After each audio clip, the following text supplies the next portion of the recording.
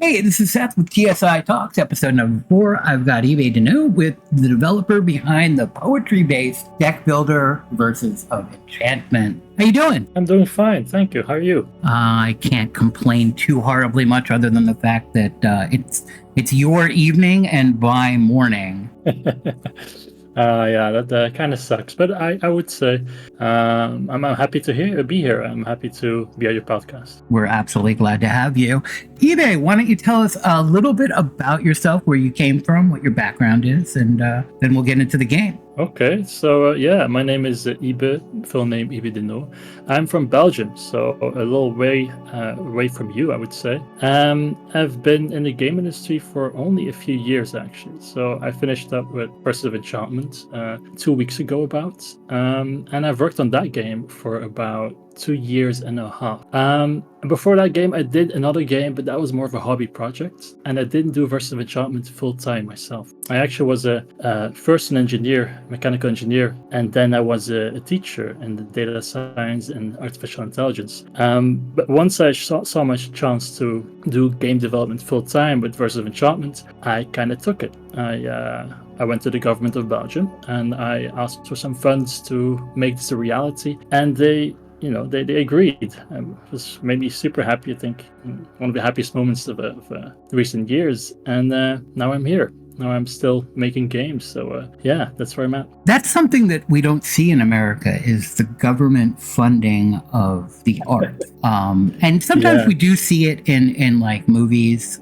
Some places get tax breaks, but certainly I've never really seen it for the independent game developer. Yeah, I suppose that is quite a difference. I've only got my environment here, but in Belgium, and it hasn't been like this forever, right? But you can apply for funds, not only for games, but also for movies, books, and my game, as you see it on the Steam page, it's more, I would say, artistically oriented. So the government was happy to help. For other games, more entertainment-focused games, you might have a little bit more difficulty, but I've heard of other game developers also getting funds as well. So yeah, it's I would say it's a lifesaver. I couldn't imagine doing this full time without their help, because having no safety nets to fall back to, aside from returning to the engineering industry, that would scare me, actually. So without their help, I wouldn't have took the plunge. I think that's the big problem with any game developer that's coming into the industry is not having a safety net. That's certainly the biggest factor. I think cash is important, unless you've got a couple of $1 million behind you or some VC funding. When I ran my studio, it was angel investor funded, and we were riding the train of early Facebook games, say around 2010, and it was a good time, but it was certainly difficult, and money was being thrown around by angel investors into pretty much anything. When you saw like Zynga making $1 billion and all kinds of crazy stuff, it was pretty much .com part 2, but we don't see that now. Yeah, angel investors. Yeah, I mean, I've looked for it, but it seems that's a thing more in America than it is here. I'm not saying it doesn't exist here, of course, but it's a different process. It seems like a very difficult one as well. But they assured me at the government that applying for their funds is pretty similar to applying for funds at investors or publishers. So it's not only like getting funds from the government, but also, I guess, some experience in applying for funds, which was nice as well. Yes, angel investors. Go ahead. Angel investors. Yeah, it's amazing that you managed to secure such a extra source of income. It was a challenge. We were able to get onto a trend. Basically, I don't know if you're familiar with the game Mafia Wars, the horrible game design of Mafia Wars. Not really, I think. Okay, it was kind of the start of the idle incremental type game. Okay. And had the ability to spend your turns while on Facebook, and once you were done with your turns, you could either buy currency to get more turns, or you could just wait it out. And there were various catches and hooks on that. And so what I did was I put some actual game design onto what was the Mafia Wars model, where various things that you would do would increase or decrease your stats. to allow Yeah. you to pass skill checks to advance through the plot line. And the game was Pirates of Somalia, and it was during the time that the Pirates of Somalia were in the spotlight. Uh-huh. It's kind of crazy. It was fun though. Where did Verses of Enchantment come from?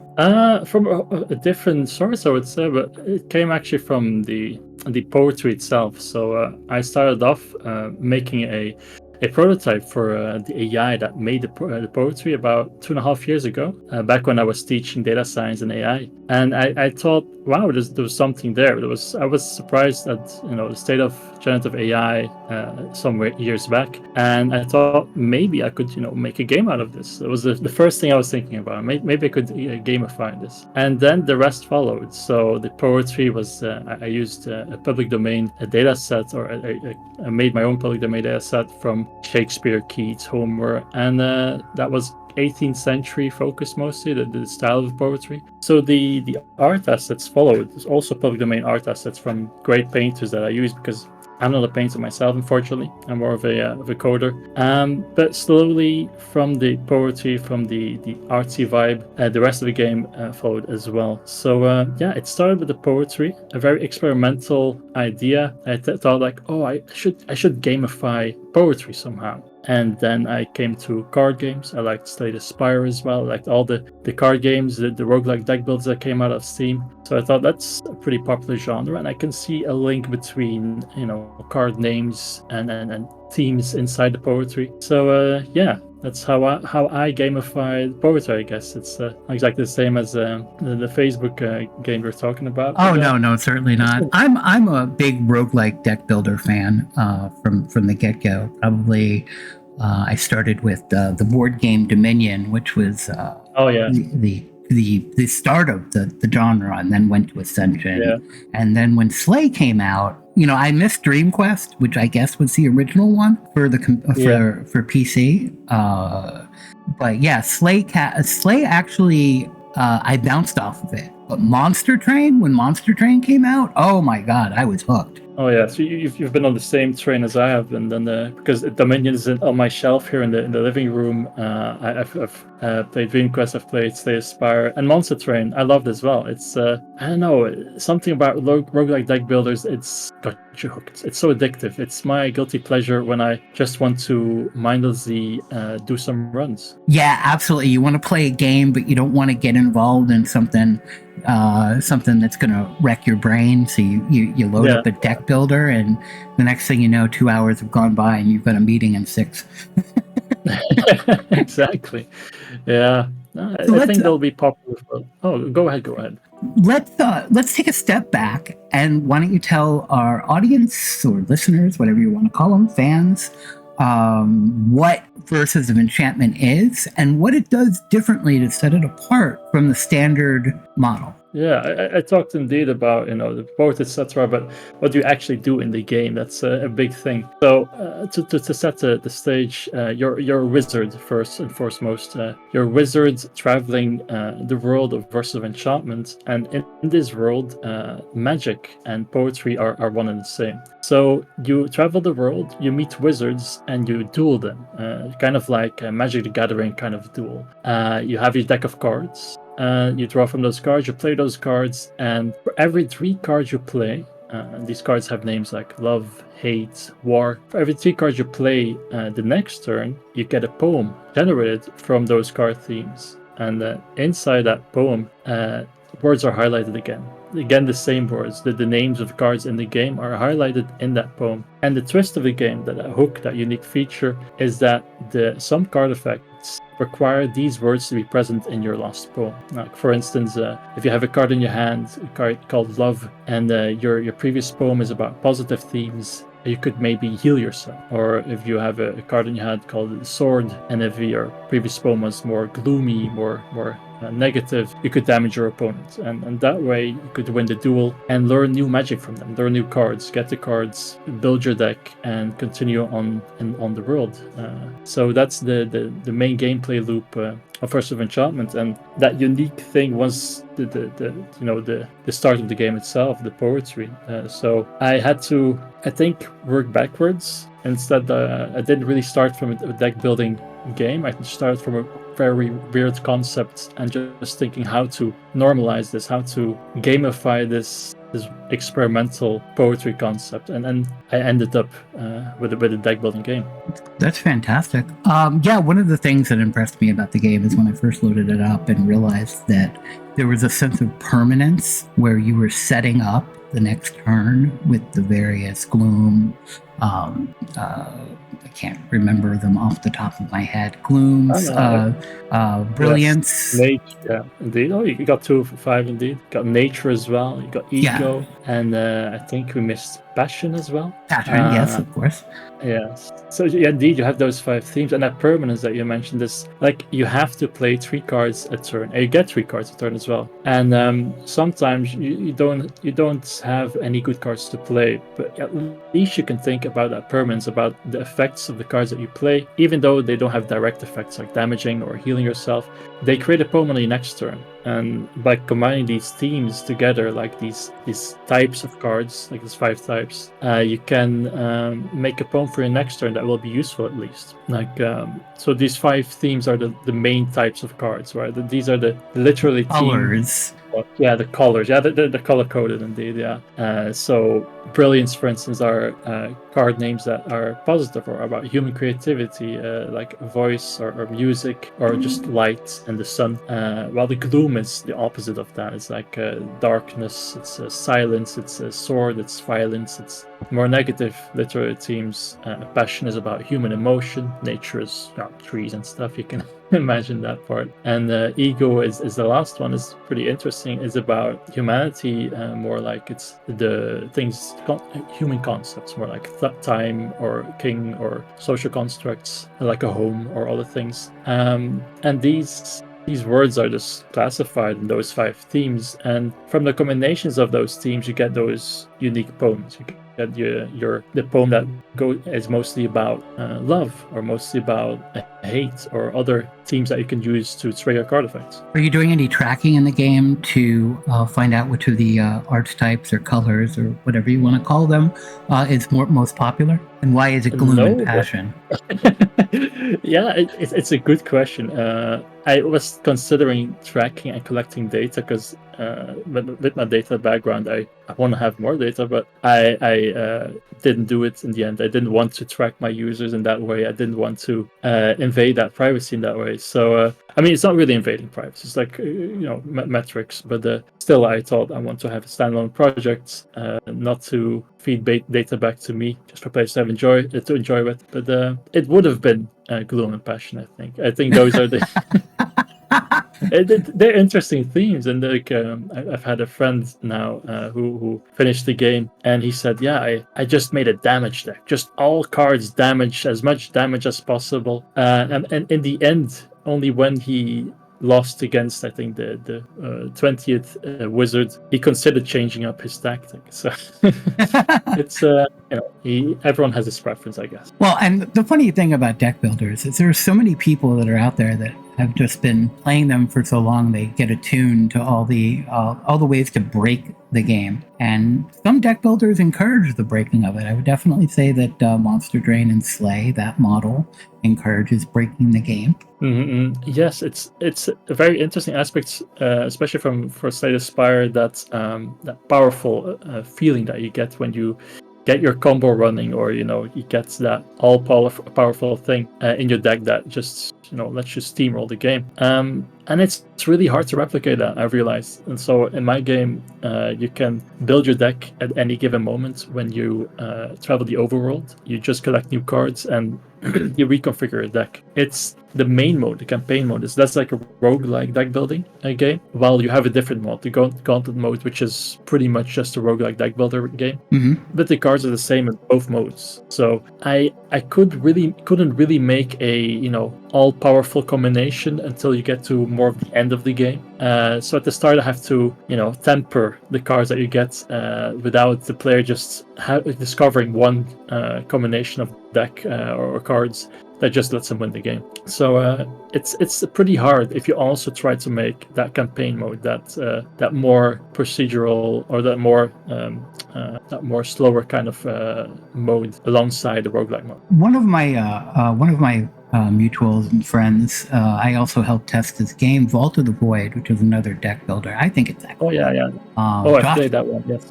Josh Bruce, and he's more of an artist than a coder. He had to learn, coding as he got along. The artwork, fantastic, but it's got some unique things. He brought in a bunch of playtesters that he calls the council, and their job was to go in and break the game, find out all the exploits, and make sure that he could balance some of those properly. What type of playtesting did you guys do? I say guys, it was just you, right, that was developing it? It's I was a pro.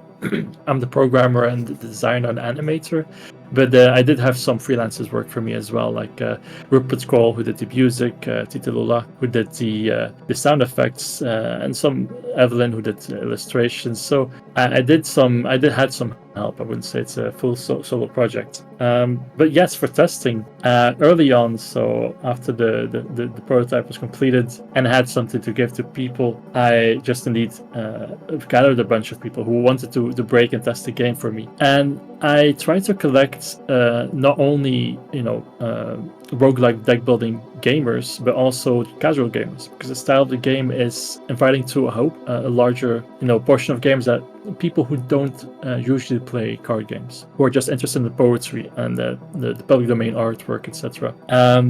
And from those test results, I saw indeed some game breaking combos, of course, that I had to fix and change, but also just a lot of feedback in the game world in general, how the game should feel, the theming, the story, the other parts of the game that were in deck building. So surprisingly, a lot of feedback was about that. So I put a lot of effort into that world to make it feel alive and to make it feel inviting. And on the other side, of course, I had some testers who just focused on the deck building aspect, and what remained from the original deck effects and the card effects, nothing really remained. I think everything was changed a few times over.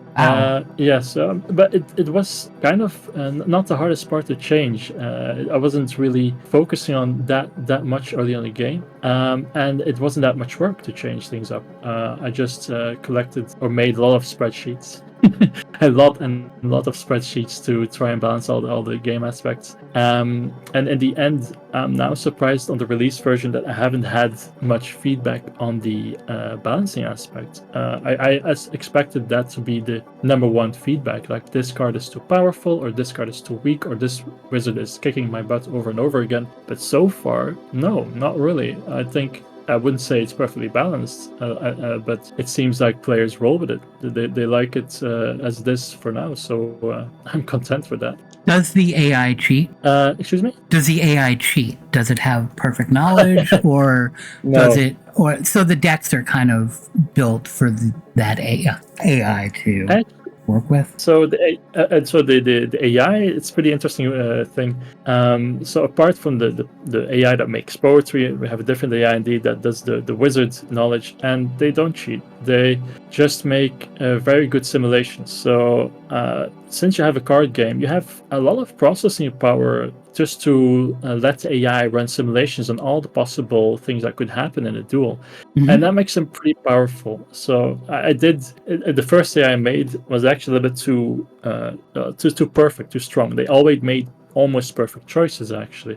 They didn't know what was in their deck. They couldn't see in their own deck, of course, but they did very good estimations on what cards they could get and what things they could do with those cards. So the first version was just a little bit too powerful. So the later versions just limited the amount of simulations they could do actually on the duel itself, and acted accordingly. So the first wizard you meet has a very bad AI, actually has a very simplified AI. They do very simple simulations of what could happen in a duel, but they don't pick the perfect options. But later on in the game, I think the final boss, they almost do perfect turns. So you have to have a very good deck to beat them. I have a big kind of I have a background in AI, not like the university level, but in game development, as well as business intelligence or data mining and that type of thing. Okay. So I really have been fighting for various forms of neural nets and machine learning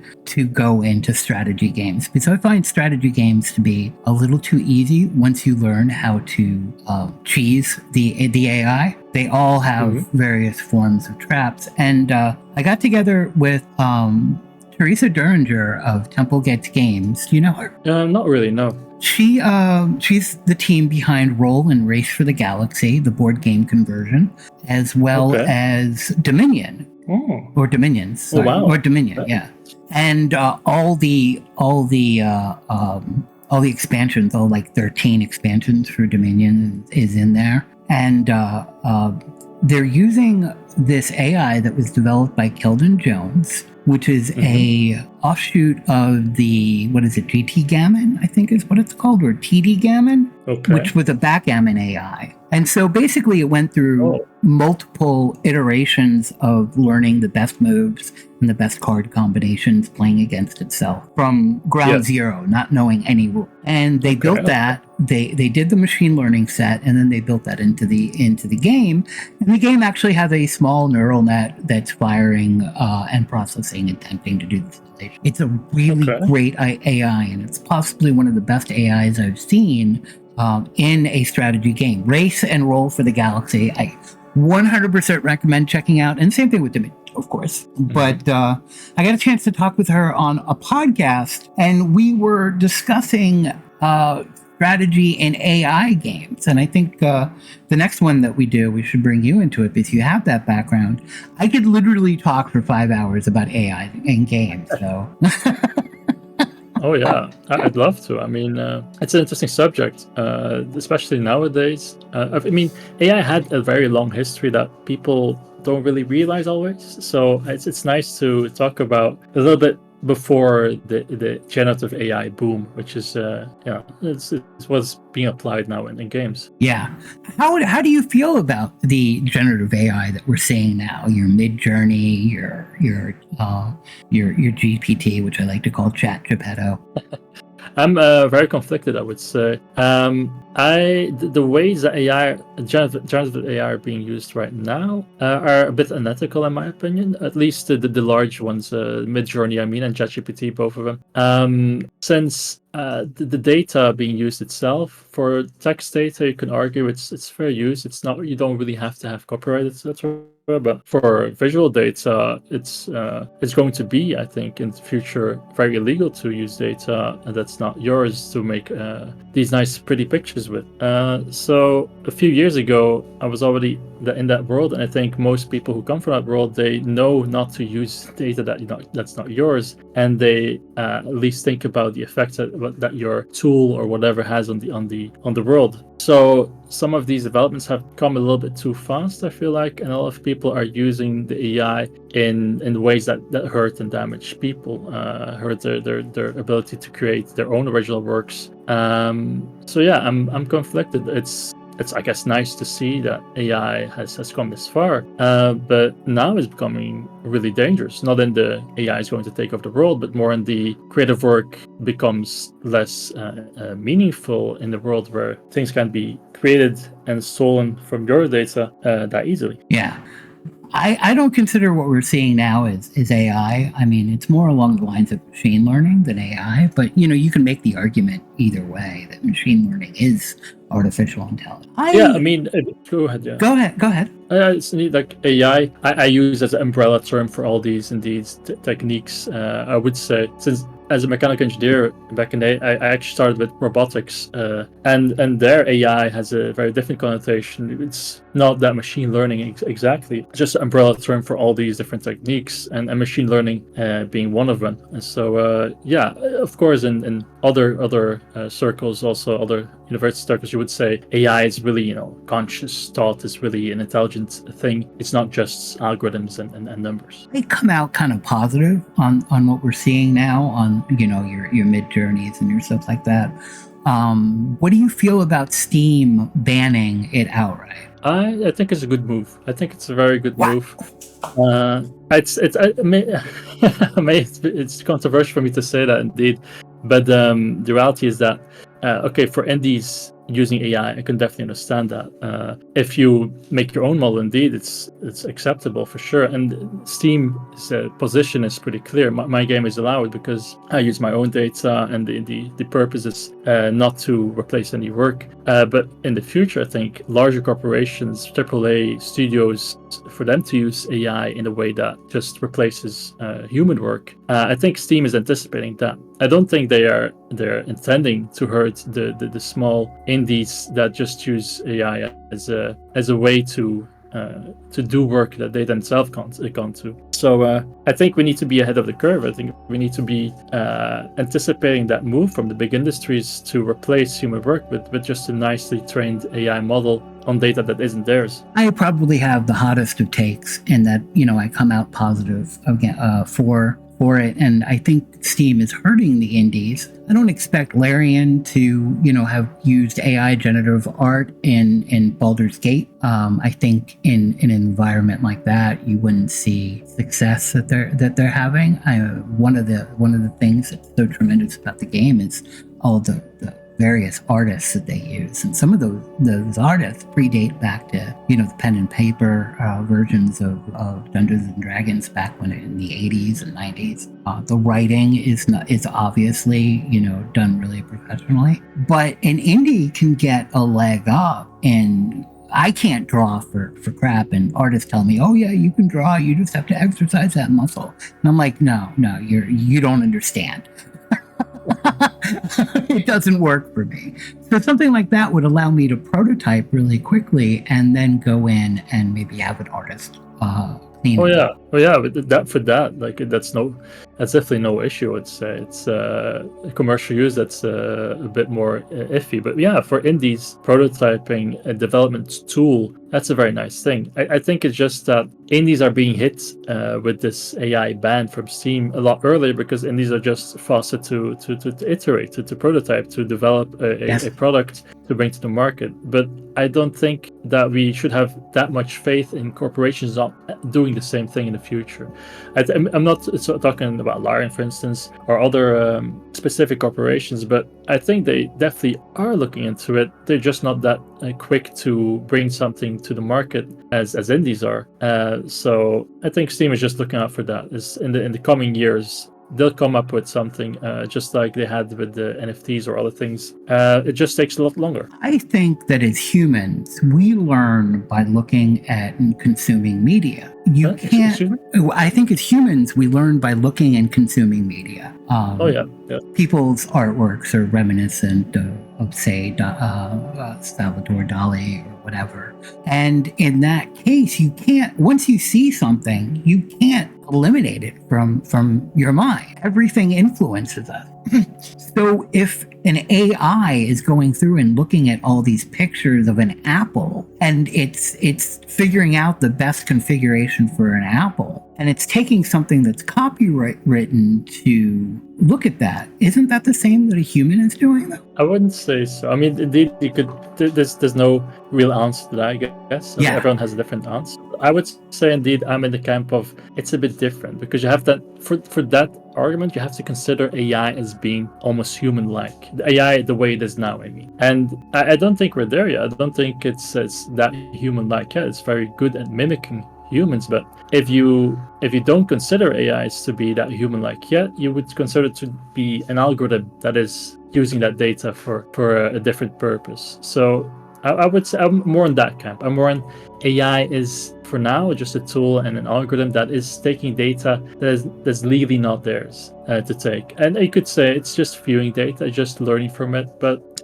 that depends on how you view it, I guess. How you view the AI. Well, if it pulls off a 100% or even like, a 60% duplication of it, then it's bad. But if it's just using it against, 1,000 other both public and non-public. I saw something interesting today where they were training facial data sets on AI-generated facial data sets, and it was horrid. Yeah.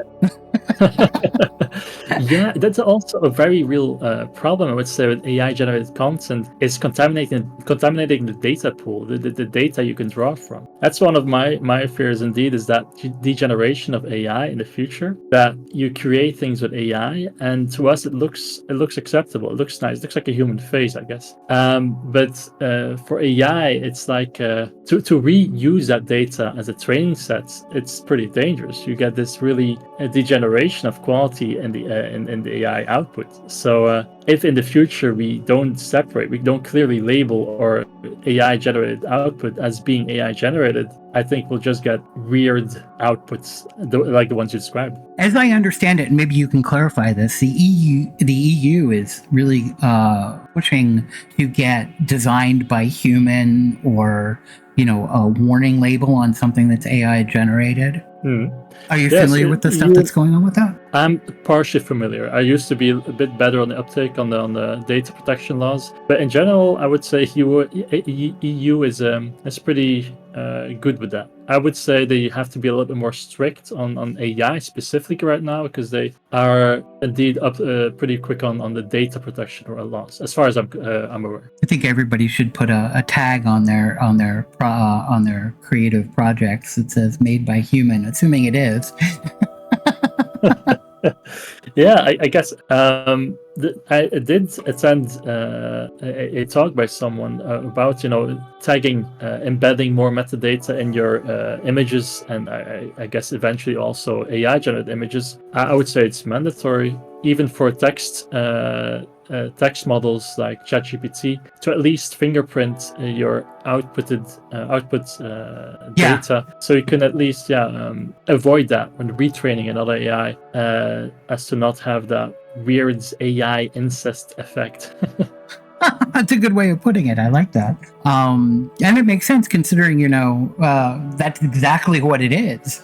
Mm-hmm. Copy of a copy that's flawed to begin with, and those flaws get amplified. Yeah, and it may not be visible to us humans, or if we read such a text, the output might not be instantly recognizable for us as being AI generated, but for other models, the numbers, they don't add up anymore, I guess. They mean something completely different. I find it interesting that people are trying to release poison pills, packs of images that are corrupted or identifiable to be able to claim and prove that it was produced on a copywritten data set. That's kind of interesting, but I also think it's kind of counterproductive to where this is all going. We're not at the pinnacle of this by far. Yes, these poisoned wells and such, etc. Yeah, I've heard about these, and I don't know. I'm on the fence about these. I see they are malicious, but I can also see what they're trying to achieve. At least they want to show us now, before we get a more advanced stage of AI, that anyone could do this. I guess that we might end up in the future where our data gets manipulated in such a way. Even if we're talking about more cybernetic warfare between countries, I'm sure they're already looking into these kind of things and already trying to do these kind of things. So if we can at least show to the public that it's not too hard to do this with commercial grade AI, then we can be pretty sure that it will happen on a bigger scale in the future by large corporations, larger governments as well. Well, if we're having trouble, figuring out what goes on with the generative AI that we're seeing now, when general AI hits and we start actually producing work or artificial intelligence using quantum computers, which absolutely blows my mind what's going on with a quantum computer. It's science fiction without, with being reality. But once we start using those type of systems, we're going to need to pull from the knowledge of what's good and what's bad that we get in this, and the the changes to copyright law and the changes to intellectual property that are going to come from this. Yeah, indeed. But won't it be a little bit too late at that stage, though? If we wait for that to happen, I feel like a lot of efforts from the EU and other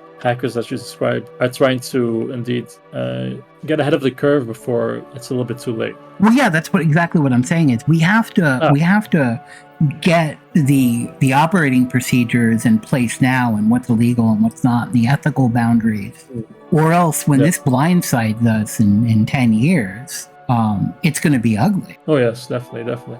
Yeah, it's a very tough subject to breach right now because it's still so new, all of this, right? It's for most of the general public it is, and even I was blindsided, right? Like I was working with this AI for the poetry for the game for over 2 years, but I didn't anticipate ChatGPT as well. I was working with some precursor, but I didn't think the general public would really love this, I guess, or get to use it as much as I thought they would. I thought it was going to be a very secluded group of people who would toy away with ChatGPT, but suddenly all my friends were talking about it. It was kind of surreal to see. Yeah, it's kind of crazy. I for one welcome our overlord.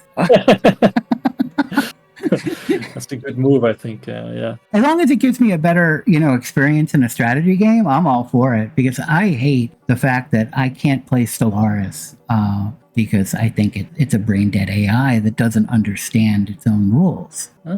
I would love to be challenged. Yeah, I guess so. I've actually never had the frustration with an AI in a game before, very seldomly. I almost view them as being a little bit different than the AIs you see nowadays. I think it's kind of endearing, I guess, seeing a game AI make mistakes and try its best to do something useful. I think there's fun in that. Then we have things like StarCraft, where the AI is getting to the point where it's better than a human, and in a lot of ways, it's probably 99% there. There's only that 1% of the professional players that could really beat an uncapped. It's not AlphaGo. I can't remember. It's based on AlphaGo. I can't remember the StarCraft specific one. But now they're solving poker. Oh, really? Yeah. Bluffing. Oh, that's I was watching a podcast about the poker AI that's based on the IBM stuff, and it had its first. It was a Lex Friedman episode, and they had their first situation where it beat and came out positively against a number of poker pros. Wow! They can totally tell if I'm lying. Then that's interesting thing to realize. I don't think it does. I don't think it tells that you're lying. I think what it does is it uses very mathematical formulas to determine what the best course of play is, and we call that game theory optimized. Yes, but so it's counting as well, right? I mean, I can't remember perfectly what cards I've played. Oh yeah, no, it's counting as well. It knows how many outs are, but any professional player knows what the outs are. It's not counting the whole cards. It's counting what it sees in this sense. But I mean, after Jeopardy was won, really, that was it. Yeah. Wow. It's I'll think twice before challenging a poker AI now. But I wasn't too good at it either anyway, so it doesn't matter too much, I think. I'm actually going to be putting some of the stuff that we talk about in the show notes. So I'm taking various notes in Discord as we go. I just haven't sent them to you.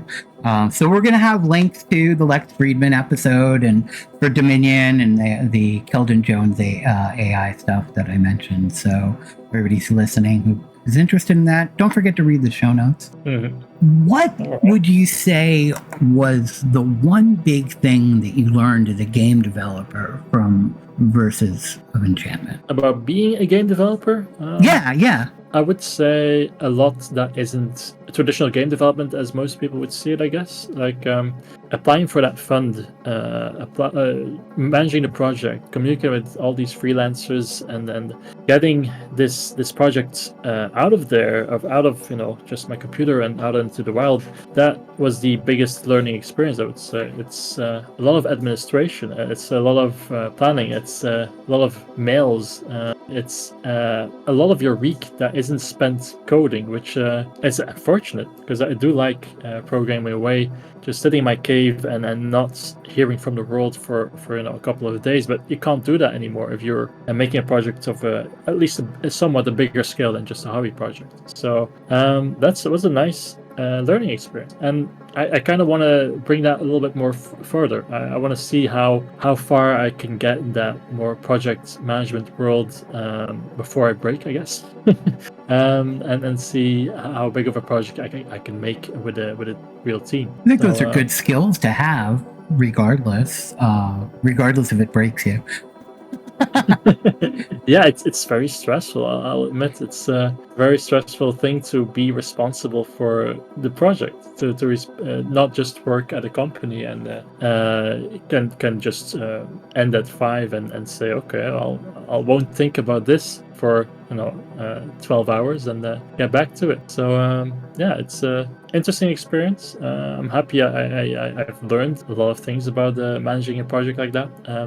But yeah, I wish though I do have maybe a couple of months that I can just lock myself up in the basement and code away on a prototype or something. That would be nice. I think that would be a nice change of pace. I think that's an interesting thing that a lot of indie developers don't realize when they go into that, is that there is so much overhead on any of these projects. It's not just sitting and doing the coding or even the design, the marketing, the various contacts. I don't know how much you dealt with the PR company, or if they just took off and running. In a lot of cases, I see people having to produce a lot of information for them.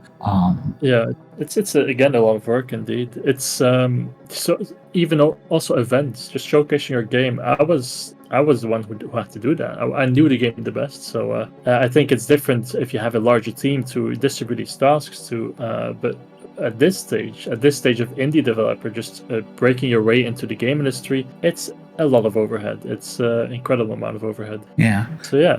What is next for Verses? For Verses, some bug fixes, some patches, some listening to community what they want and implementing that. But for Verses, I think the chapter is almost finished. Actually, it's I think it's a nicely completed game, and maybe there will be a sequel someday. But for now, I feel like I wanted to explore a new kind of project, a new kind of world. Perhaps I still like wizards. I'm still obsessed with wizards, but maybe wizards in a different context.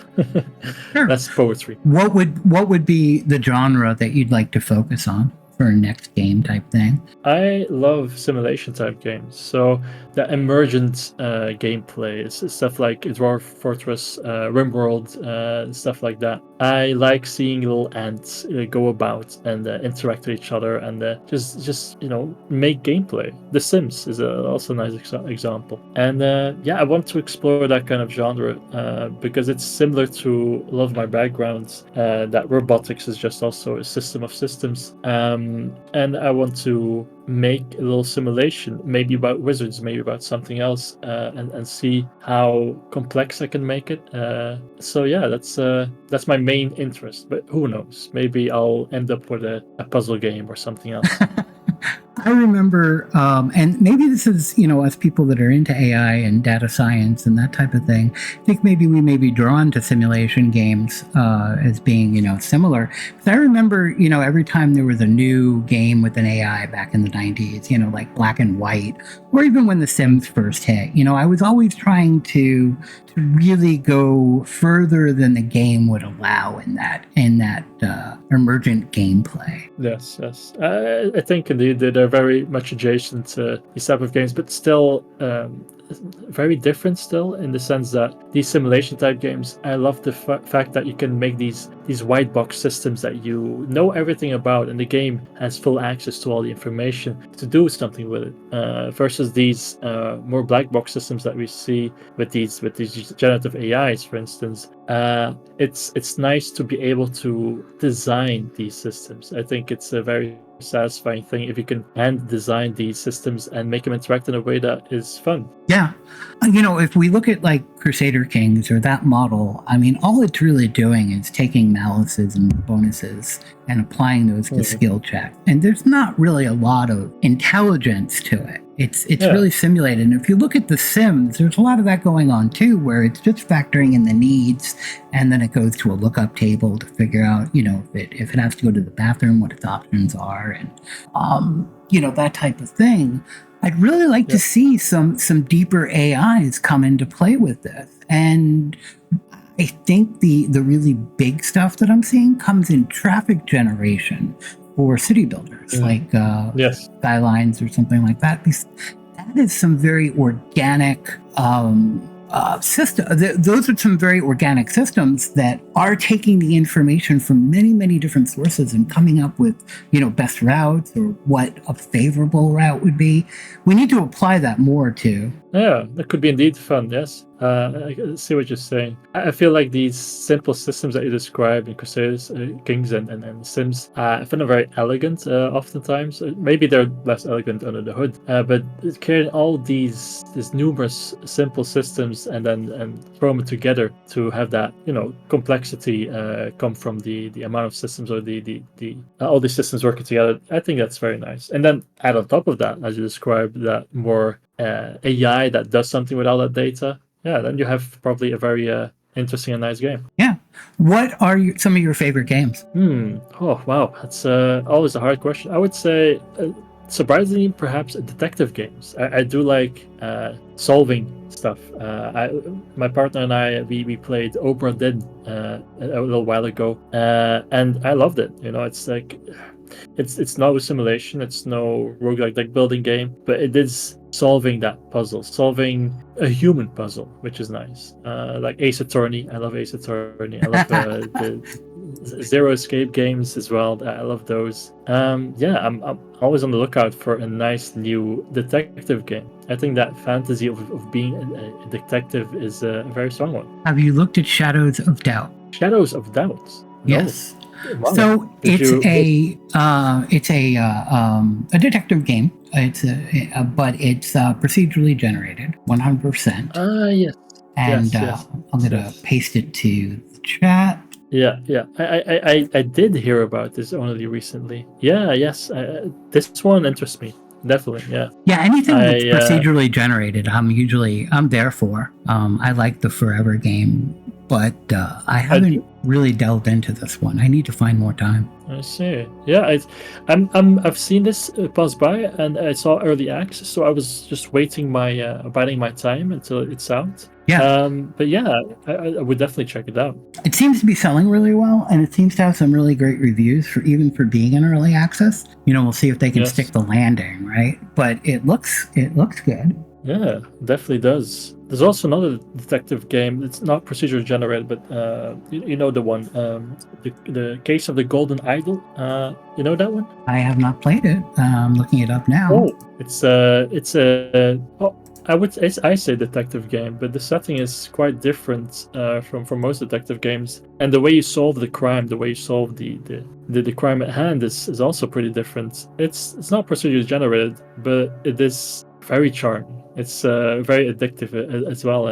I played it out. I played it in almost one go, and it's a fresh new detective game. It's overwhelmingly positive, so that's a good sign. And it's released and people love it. Does it have an expansion? It looks like it does. The Spider of Wampa. And then it's also an almost solo development story kind of. They were at GDC this year as well. They won a prize, I believe. And I think they were just two brothers that made the game, which is amazing. And you can definitely feel it's an indie project, but the idea idea behind it, those mysteries that they create to solve, that's amazing. I love it. I'm gonna have to check this out. I see some of my friends that have it that I usually drive to their stuff. And anything that's overwhelmingly positive, I've got to at least take a look at, right? Yeah. So what kind of games do you like to play? Well, I grew up as a war gamer. My dad taught me how to play a Hex Encounter war game when I was 13, and Wow. I've been a lifelong war gamer since then. So I really enjoy the heavy strategy games, stuff like the Slytherines type stuff, and the older Slytherin, where it's just conversions of Hex Encounter games. But I also enjoy anything that's got a solid AI. I do like board games a lot, so like Dominion is a big favorite of mine, and various things like Terraforming Mars that have had conversions. I have some guilty pleasures with like detective games, so I know where you're coming from on there. Anything where I've got to use my head. I went to playing. I've been researching idle games for some reason because I want to learn what the appeal is to the idle game and possibly develop. This is the first time I've gotten like really interested in doing some development, and it's just from almost a piece on just understanding what the various psychological loops behind it are and the dopamine loop. Oh, then I've got a very interesting recommendation for you as well. It's called Orb of Creation. It's I love wizards, so I looked the game up, and it's actually you remember that meme a while ago, pondering my orb, and you see like this wizard at a chair, and it's about that. You have your own orb. Your Orb of Creation, and it's an idle game about creating magic with it, I guess, or learning spells or becoming a wizard. I haven't gotten to the end of it because it's one of those very long idle games where you can just keep on playing. But yeah, if you're interested in incremental idle games, that's the one I would definitely recommend. I do have it. I picked it up a couple of weeks ago. I haven't launched it yet because I'm just going through so many games. I was going through a Reddit forum for incrementals, and I asked, what the best ones were, and someone said Orb of Creations is excellent. Yes, it's it's you're a wizard, so that fantasy is already fulfilled for me, and you just keep on collecting mana. It's a very weird game, and I'm not used to idle games or incremental games. So for me, it's a whole new world that opens up. Yeah, absolutely. It's definitely a different type of game, and it's a different type of mindset. I find that I want to play more active than usually most of the games allow. Yes, it's hard, I guess, to find it in an incremental game, and it's what turned me off, I guess, at first to the genre. Like I was thinking, is this a real genre that's really coming up? But I had to give it a try, of course. I couldn't knock it before I tried it, and yeah, I guess I do love that dopamine drip of incremental progression. Back when I was a young teenager, on the Apple IIe, I recall that me and my dad and some other people would play these really small games, but basically they were turn-based. And every turn you would enter in how many units of grain you would buy, how many military people you would hire, and then you would just process, and you would see your little fake town in ASCII, grow, and you would deal with various things. And I think that's where the start of incrementals came from. Actually, it's a fairly detailed, or not detailed, but it's a fairly long-standing genre. But then again, isn't any game kind of an incremental? Yeah, kind of. I mean, I think this distills it to the game to its core features, I guess. Really, like just numbers that increase. Exactly. Further stronger. Yeah. I remember also like this kind of incremental game back in the day. Was it a candy game? You had to collect candy. I think it's Candy Box. Okay. It was a browser game back in the day, and you just saw this. Just the text, just one line of text that said, "You have one candy," and it just yes, every second or so you got another candy.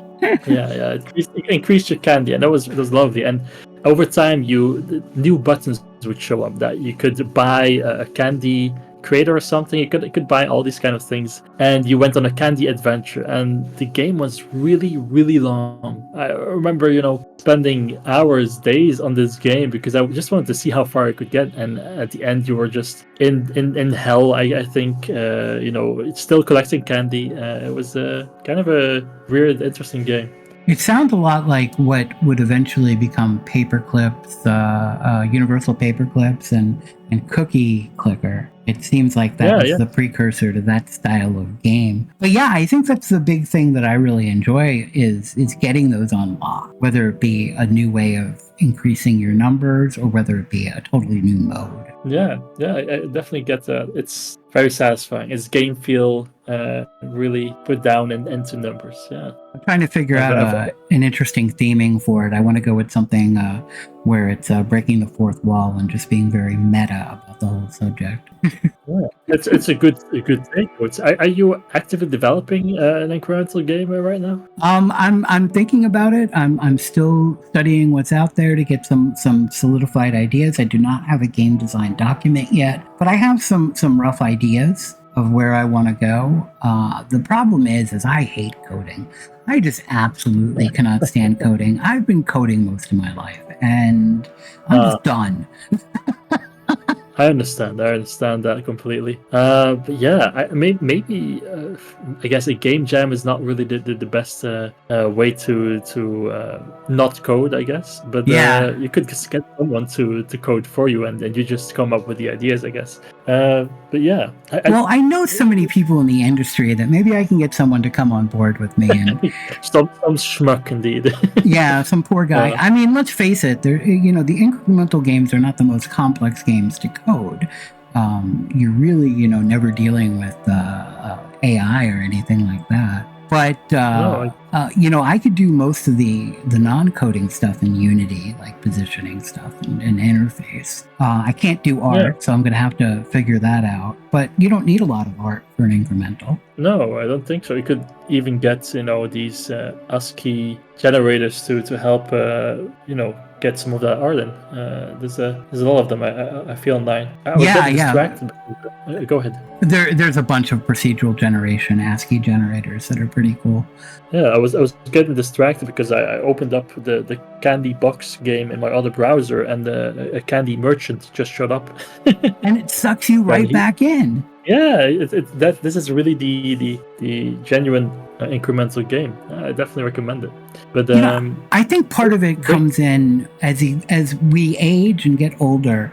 Our time for gaming, because family life or partner life or job just becomes less and less. So getting that progression somehow and seeing something progress, even if you're not being very active in it, I think is a very fulfilling thing. Oh yeah. I think also that the genre that's very similar is like the auto battlers that came up a few years ago, like Teamfight Tactics, and I've seen a game on Steam called Astronac, I believe, of Astronarch.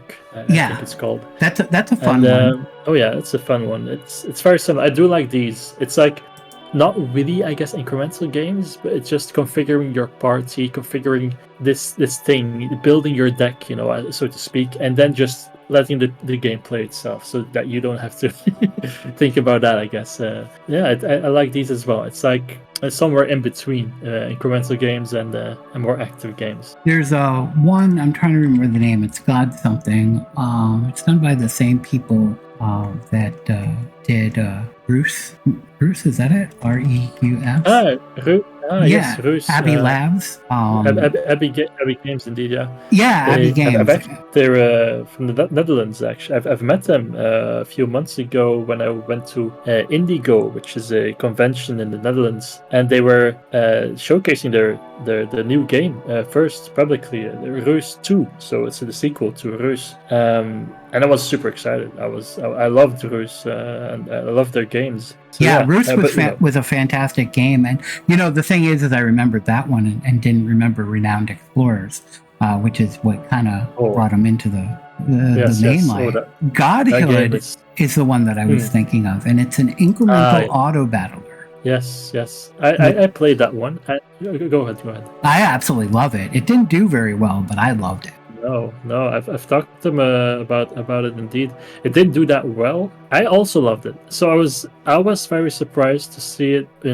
Not do that well. I was surprised on the Steam comments. I felt like they were a pretty tough crowd to please. But yeah, I think it's a very unique concept. They always come with these unique, wild concepts. I guess it's similar to Ruse in the sense that it's about gods again, but Yeah. the way they make this world, it's very unique.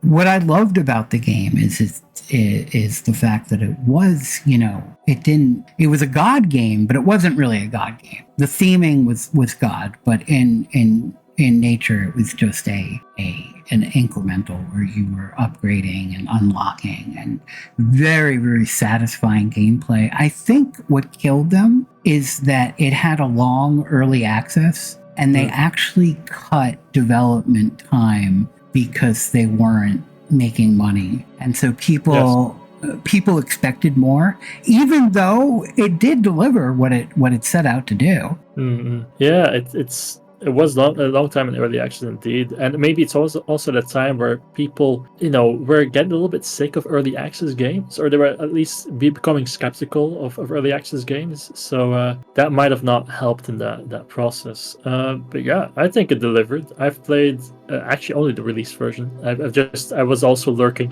every once in a while to see how it's doing, but I definitely liked the release version. So in my head, they delivered. Yeah, and it didn't do well for the company.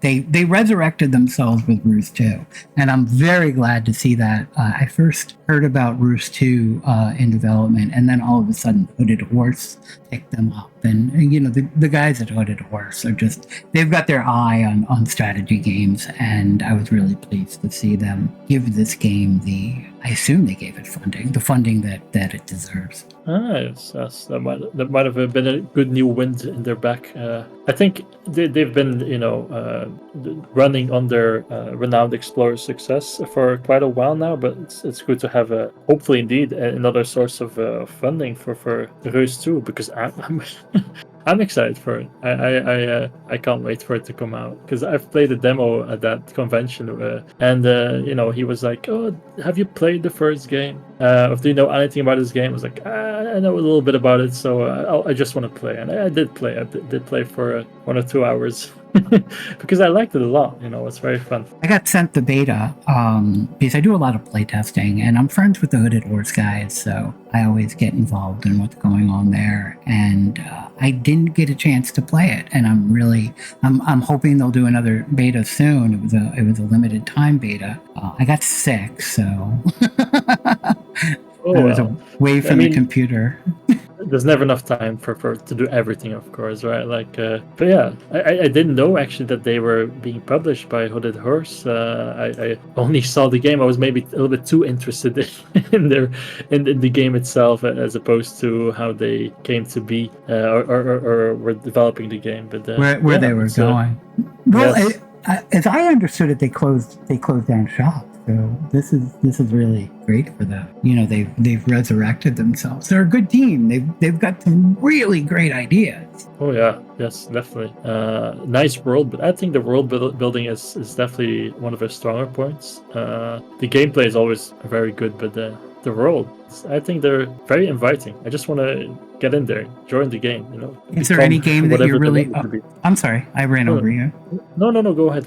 I was going to ask, is there any game coming up or games that you're looking forward to? Oh, it's a difficult one actually. Not really. I mean, perhaps, but I'm drawing a blank right now. I would say I was really looking forward to, I think, like almost everyone, to Baldur's Gate 3 that came out, and I did like it. It's very nice. But now I'm thinking of upcoming games. No, I'm drawing a blank. I'm always wishing for, if my favorite game gets a sequel, but which is Gnosia, came out a few years ago, but I think I'll have to wait for that one a few years longer. Gnosia? Yeah, Gnosia indeed. Oh. They came out of, yes, it's like it's written like G-N and then Osia. They came out on Switch a few years ago. Yeah. And it was really great. It was like a surprise hit for me, and I've been replaying it recently even because I thought it was so good.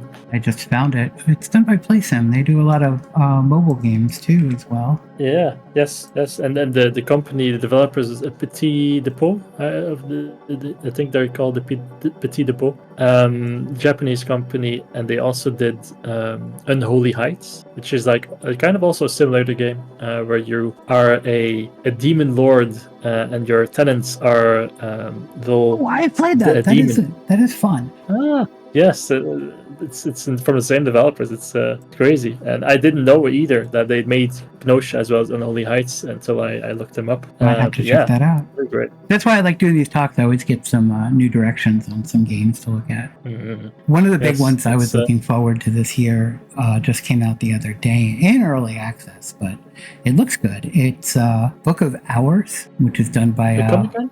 Book of Hours. Ah, yes, yeah. And it's a card-based game, but it's got a really interesting mechanic that they started out using in Cultist Simulator, where you play a card on a action or verb, or so you'll play a character on a job and time will tick down, and at the end of that you'll get a resource, and then you can use that resource. It's really, really interesting, and I love the idea. And the writing is done by Alexis Kennedy, and he did Fallout London. And Fallout London and Sunless Seas are two of my favorite. You can tell I like the Eldritch, kind of bordering on Cthulhu type games as a genre. I can tell. Yes. Oh, yeah. I love this company. I love their other games as well. I've played Cultist Simulator quite a lot, and I loved his writing in that game so much. Takes you for a ride. I didn't hear of this game. This blindsides me because I thought it was up to date with what they were making, but I think it's because Phil Better Games. Alexis Kennedy used to work there, but now he has Weather Factory, right? Yeah, and there was a lot of drama behind Phil Better and Alexis and him leaving. He was one of the founders, and it was painful what went on with that. And I think there's ongoing lawsuits for defamation of character and stuff like that. His wife Lottie is wife or partner, I'm not sure. I guess it doesn't matter. It was also from Phil. So you know, they kind of have that DNA, and I love Phil Better too. I refuse to take an opinion on this.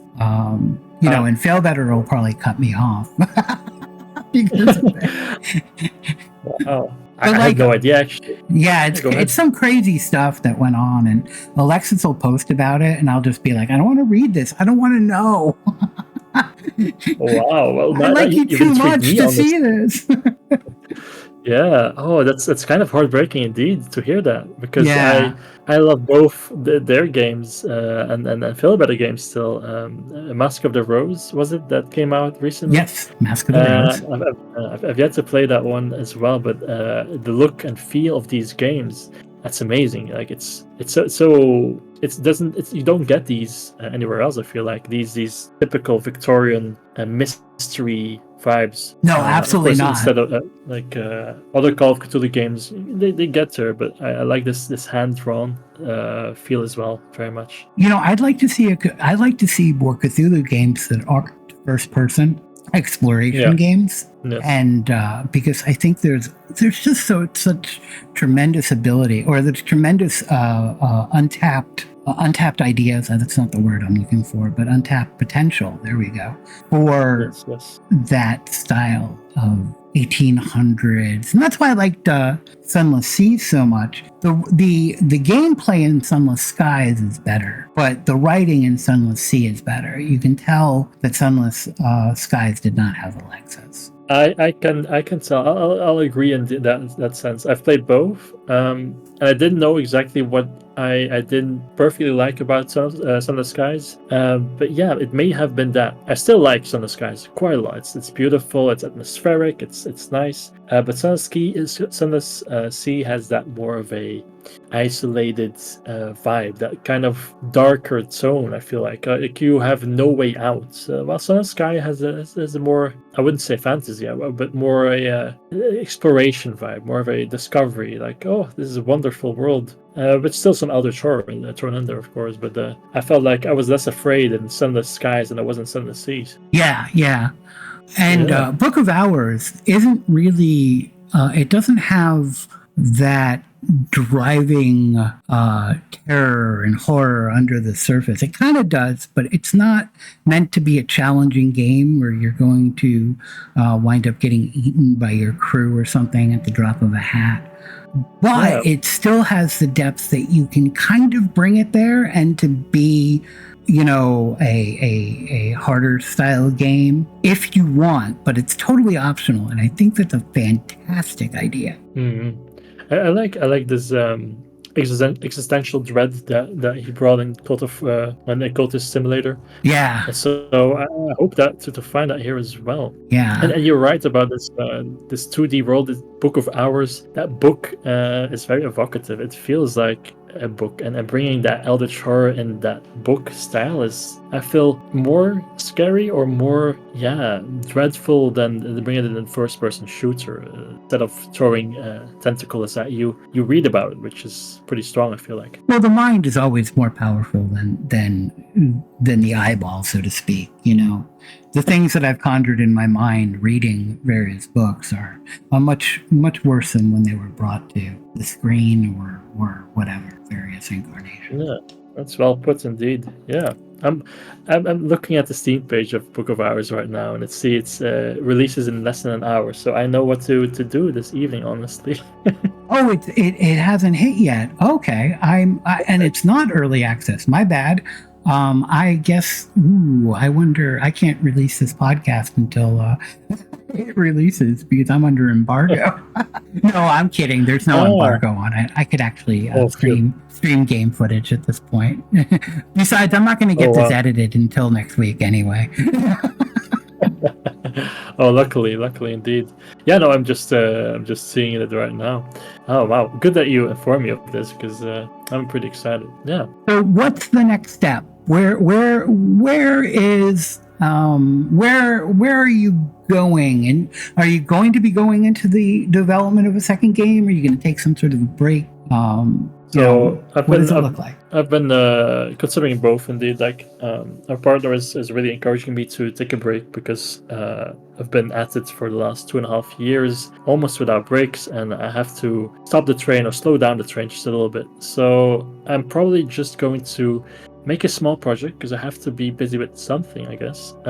In between between Verses of Enchantment and a next bigger project, because I do want to have a bigger project again. I do want to stay in the industry, keep bringing out games or getting deals with publishers, I hope. But for now, I need something smaller, maybe something that may never see the light of day, but something I can still work on while not being stressed out all the time. So, but I may sing a different tune in a few weeks or so after I've took a little break as well. So, who knows? I definitely want to keep creating games because it's the thing I love the most, honestly. After all this time, I really love making games. If you can do what your passion is, you've won life. Yeah. And in that sense, I've definitely won life. I can already check out, but no, it's.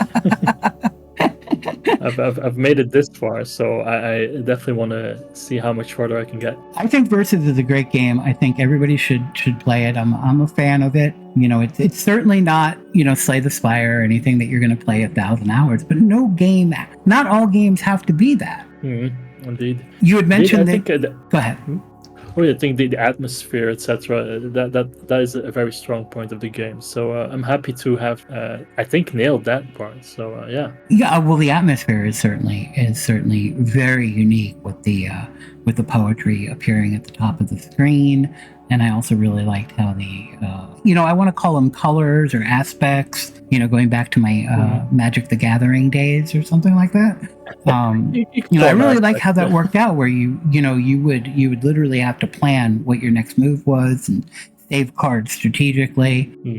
I didn't get through the entire game, and I'm hoping that the AI gets a little bit better as I go along, because I found it wasn't using some of its specials, or not specials, but as good as possible. And you had mentioned that it's not choosing the most advantageous play in certain points. So that's probably what I was encountering. But even though, I still lost a couple of games and I still, was challenged by it. So that's a good sign. Oh, thank you. You can always also, in the options menu, I think a lot of players didn't see that. There's difficulty setting actually there as well. Whoa, really? And if you, yes, indeed. If you put the dual AI, it says on very difficult, then they all make perfect turns almost. So it can increase the difficulty that way as well. Awesome. So would you be interested in joining any specific podcasts on game development? We do a roundtable with one of my other groups. I don't know if you know Josh Spicer. He runs Game Wisdom. I can't imagine him not contacting you at one point for a key or even an interview. If not, I'll make sure to tell him about it. But sometimes we like to bring in guests. Are you interested in something like that? Yeah, sure. I'd be interested. Of course, I'm going to take it a little bit easier for the next few weeks, but I'm definitely up for a few small talks about games because I don't mind those. So yeah, if you reach out to me, if they reach out to me, I'll most definitely respond in kind. It's the strategy cast that I want to get you on. It's very self-serving because that's the one that I kind of run for them. I see. Oh, that's no problem. You can use me that way a little bit. Anybody who's got experience in AI. A lot of people have told me that my AI ideas are insane. I've been following someone by the name of Dr. Ezrin Sidra, and he's been developing this system for what he calls the black powder. That sounds dangerous. Yeah, well, it's the days of muskets and various Civil War type games.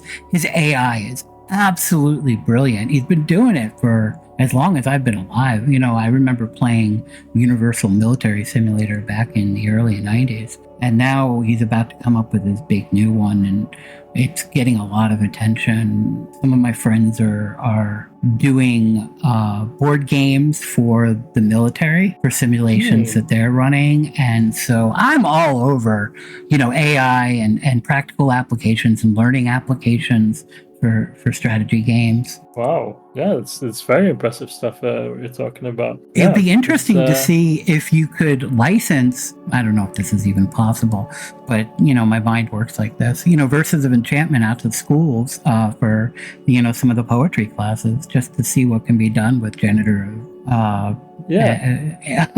stories and the stories that it can create. It's actually not that crazy of an idea because the Belgian government as well has started a new fund to create educational versions of entertainment games, and I have been considering it. But it's a tall order again to be busy with a project I have been busy with for over 2 years with. So it's really would I do this or would I burn out if I do this? So absolutely, kind of question. But yeah, it's not a crazy idea because you haven't been the first to suggest such a thing, and I'm thinking of the possibilities as well, right? I've created this project almost with that in mind, but then it turned out to be more commercially oriented than I thought it was. So yeah. At the end, I'm pretty happy with the project as is, but there may be some extra developments coming in the future with Verses of Enchantment. Excellent. Once the new concept gets finalized or in going, just tell me about it. I can keep it a secret. Yes. Perfect. I'm all about making contacts in the industry. I don't know how I became quote unquote the fixer. I wind up putting people together in various things and No, it's very nice. I mean, I'm not sure how much keeping secrets and running a podcast go hand in hand, but I'm sure it does. So. It does. Well, we've got the whole review thing, and it's kind of turned into more of a PR outlet. We stopped doing, or at least I've stopped writing reviews. I want to give more of hey, this game's cool because of this reason. I don't want to mess with bad games. Same thing with the podcast. I don't want to have a guest on if I don't enjoy their work. Oh yeah, that's a big compliment. Yeah, thanks. It's nice indeed because it does work kind of like a PR thing. We've been just talking about games for a good portion, but it allows those games to get a few more ears and for me to play some new games in the evening as well. Absolutely, and the listeners get this list of cool games that have been vetted by me or you or other people. When Ollie told me that I could Ollie over at Plan of Attack, when he told me I could get an interview possibly, I was like, yeah, let me jump on that. Oh yeah, indeed. Ollie's been a big help there. Yeah, very very nice. So, if you had one thing to say to aspiring game developers, what would it be? I would say I don't think you can go at it fully alone. As great as your idea is, or as great as you are, and possibly capable as well, you want other people involved. It just makes it easier, less lonely, and in the end, you're gonna end up with a better product. Fair enough. And everybody knows my little mantra: play test your game, play test your game. Spend and play test your game. Spend a couple of bucks and actually hire a couple of playtesters. That way, they're more apt to be invested. And because I find that if you mass send to a bunch of playtesters, you'll get like 10-20%, or whatever the percentage. But if you give someone $25 to go in and playtest the game and do a little write-up or a question and answer thing, I think you get better results. Yeah, it's very good advice indeed. I should have mentioned that. Well, I do consult, so on the next game, Yeah. Oh yes, perfect. So, how would you like to close this out? You wanna tell them any? You wanna? Well, first of all, the links will be in the bottom, and of course, everybody should play Verses of Enchantment. Yes. Yeah, I would say play my game. No, you can't play my game. It's out for over 2 weeks now. And I would say keep a lookout on future projects of my little company, Nachtvlam. And and then keep an eye on Strategy Inform, I would say as well, because you've been nailing it with these podcasts so far. Thank you so much. I do it for the love of it sometimes. That's what gets me out of bed. Yeah, literally, indeed. Yeah, no, true. It is true, especially at for early morning Europe Connect. Exactly. All right, okay. So I've been me, and you've been you, and we're gonna close this one out. Like, subscribe, follow. You know the general drill. But look in the bottom for the links, especially the one for Verses of Enchantment. Spend a little time writing those down, so it'd be great if you guys can get some use out of it. And that's it. All Bye. Right. See ya. And